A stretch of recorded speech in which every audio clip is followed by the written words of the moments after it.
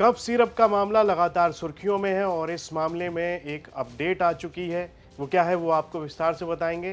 साथ ही आपको ये बता दें कि इसमें अमित सिंह टाटा और शुभम जायसवाल नाम के ये जो दो शख्स थे जिनके इर्द गिर्द ये पूरा मामला घूम रहा है, वो क्या है वो भी आपको बताएंगे। चलिए विस्तार से बात करते हैं। मैं हूं मधुर और आप देख रहे हैं यूपी तक।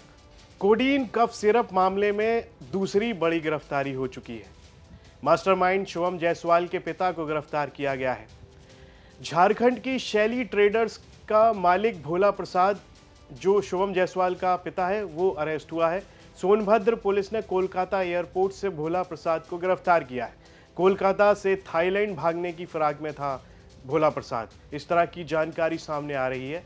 भोला प्रसाद के नाम पर रजिस्टर्ड है एक कंपनी जिसका नाम है शैली ट्रेडर्स, और शुभम जायसवाल भी इसी कंपनी से तस्करी का धंधा कर रहा था, कोडीन कफ सिरप का। यूपी पुलिस ट्रांजिट रिमांड पर भोला प्रसाद को सोनभद्र लेकर आ रही है, ये भी जानकारी आई है। रॉबर्ट्सगंज थाने से जेल भेजा जाएगा। अमित सिंह टाटा के बाद ये इस मामले में दूसरी बड़ी गिरफ्तारी है। ये जो भोला प्रसाद को पकड़ा गया है, ये कोलकाता से थाईलैंड और थाईलैंड से सिंगापुर जाने की प्लानिंग में था। कोलकाता एयरपोर्ट पर सोनभद्र पुलिस ने भोला प्रसाद को गिरफ्तार किया है।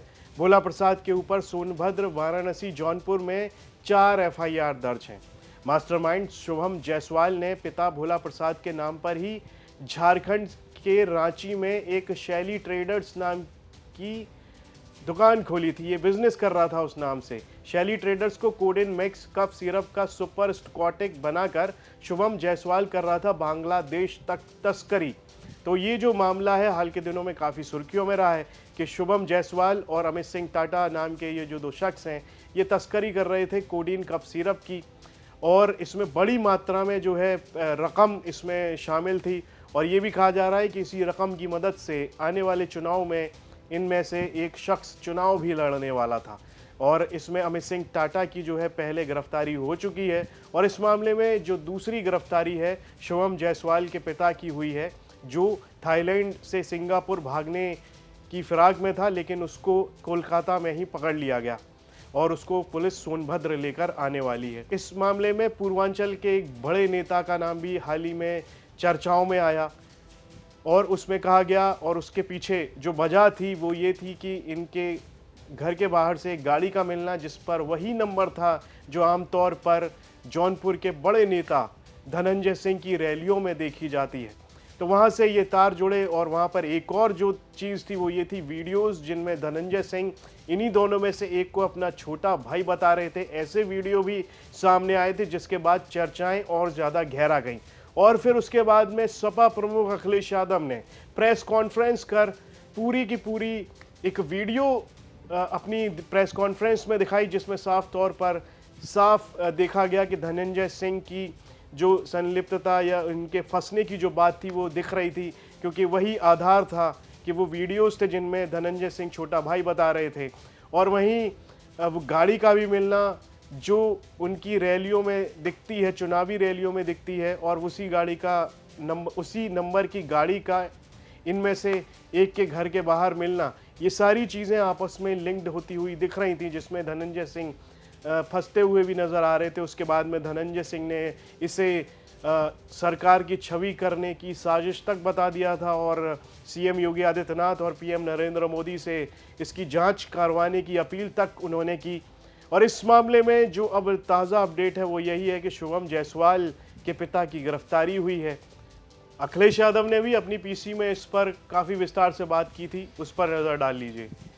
वन डिस्ट्रिक्ट वन माफिया, आज हम लोगों को मिला कुछ खबर, तो डिस्ट्रिक्ट जौनपुर माफिया नंबर 1, ये हम नहीं कह रहे हैं, ये तो खबर पढ़ के खबर चला रहे हैं। हम बधाई देना चाहते हैं उन साथियों को, हिम्मत जुटा करके।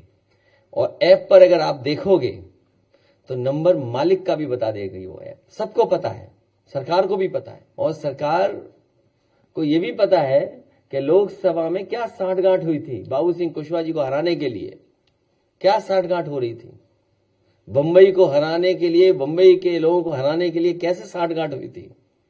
जो बंबई से चले गए हार करके, उनसे पूछिए कि उन्हें चुनाव में हराने के लिए क्या क्या साठगांठ हुई थी और किससे साठगांठ हुई थी, की गई थी।